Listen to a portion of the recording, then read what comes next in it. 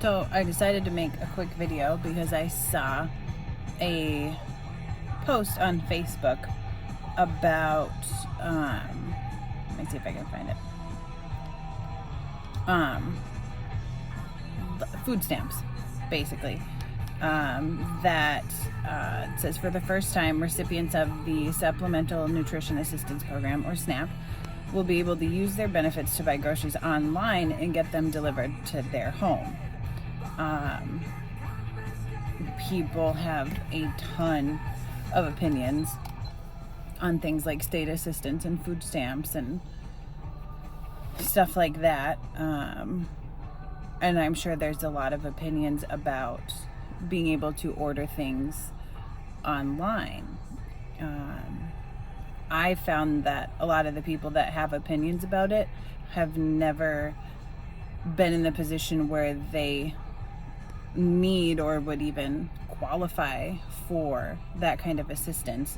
So I don't really see them having any business having opinions on it. But I have been in that position, and I was on state assistance for over a year when I went through my divorce. Natalie was young enough that she qualified for WIC in addition to SNAP. So every month I would get, you get it's a weird like certificate, kind of like similar to a check for WIC. And it's very specific about what you can buy, the sizes, the types of food. It does give an open amount as far as for fresh produce, but it's very specific. And the process it takes to use that as a form of payment at the cash register, despite it being, the 21st century, it's a struggle. And a lot of cashiers, when they see the check, they are immediately like, oh, really? Everybody else in line gives you the same reaction. Luckily, the food stamp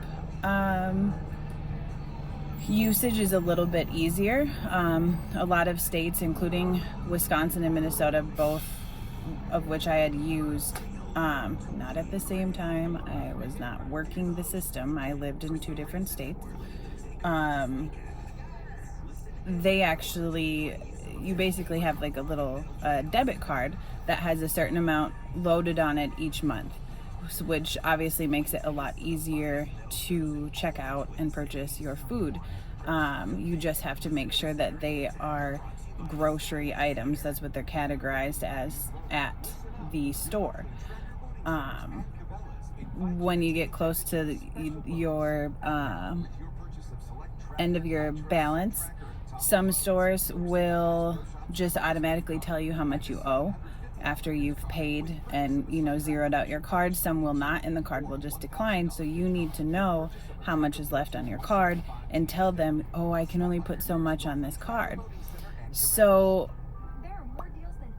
maybe it's just me and being a more anxious person.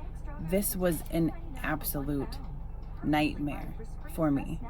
An absolute nightmare. Going grocery shopping caused me so much anxiety.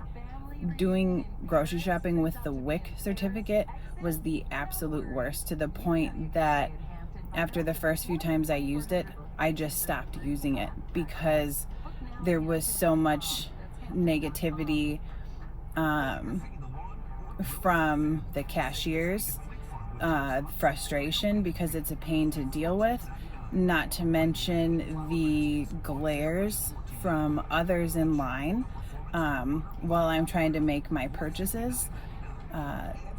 Even some days with the EBT card, there's issues. I mean, people have issues with their debit card. But, imagine having a belt full of groceries, it's all checked out, and now for some reason your EBT, your SNAP food card is not working. And guess what? If you're in that situation, you probably don't have a lot of extra money to cover that expense. So, multiple times, EBT card's not working, don't have a lot in my checking account, I'm going to have to put stuff back, or I'm going to have to just come back and pay another time. And guess what? That's embarrassing. And I highly doubt many of you who follow me or will even watch this have been in that situation, but I'm telling you, I have, and it's awful. It is demeaning. It's embarrassing. It just makes you feel like such a failure as a parent and an adult. So having this option for people to do their grocery shopping online, it makes me feel so relieved for them. I wish it would have been an option when I was going through that period of my life where I needed that assistance. I can't tell you how much anxiety it would have taken away. I hated grocery shopping. Every time I went, I made sure everything looked, super, super healthy. And gosh, if Natalie asked for a candy bar, which yes, is considered a grocery item, so it could have been purchased with my SNAP card, I would put it separately because I didn't want any more dirty glares than I was already getting. I was going to post on Facebook. I used to, years and years ago when Natalie was younger, I had 2 Coach purses, both of which were purchased for me as gifts. I carried them without thinking because they were mine. I had them for a couple, at least 1 or 2 years prior, and they were just, that was my purse. That's the purse that I carried, and I didn't really think a lot of it. But guess what? Other people notice that you're carrying a bag that they think is not appropriate for you to be carrying if you are on state assistance, despite it being a gift. And not only did I receive those comments in person, I had people on Facebook friends, and I'm going to be petty, one of which was a fat, ugly bitch, make comments that I should not be on state assistance. If I can have one of those bags, I should be able to afford food. And if I can't afford food, then maybe I should be selling those things so I can afford food. So, you know what? They made me feel shitty enough. I did. I sold them. I sold them both. I don't carry them. I mean, they're not my style anymore, so I'm not really upset about it. But at the same time, can you imagine having the nerve to try to dictate what another woman can or cannot have as a gift? Like, where does that sense, where do you get that kind of attitude? It's just terrible.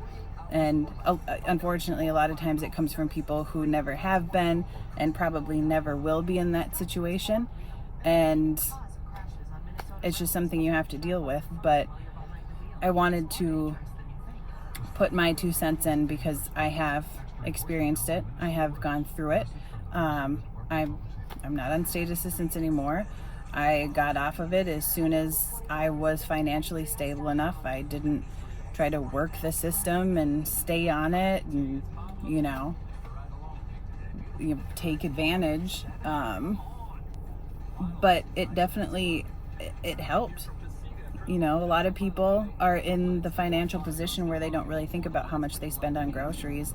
And, for me and a growing toddler at the time, having that extra money, I believe I received somewhere around $200 or $250 a month when it was at its highest.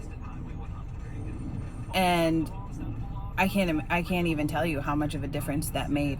It made the difference between Natalie, being able to have an abundance of fresh fruit and vegetables, and having that wiggle room for her to be able to try new foods and not have to stick to box dinners and ramen noodles and plastic cups of fruit. I had that extra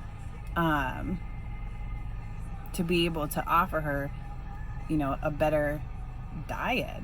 And I don't think people understand that. They're like, well, I mean, how broke can you be? How can you need that much money for food? You can just buy this at the dollar store, or ramen noodles are only 12 cents. Well, do you want to feed your kid ramen noodles every day? I highly doubt it. So it's just, I wanted to put my opinion out there because there are a lot of opinions out there on this, and a lot of the opinions are from people who have no idea what the fuck they're talking about. But I do.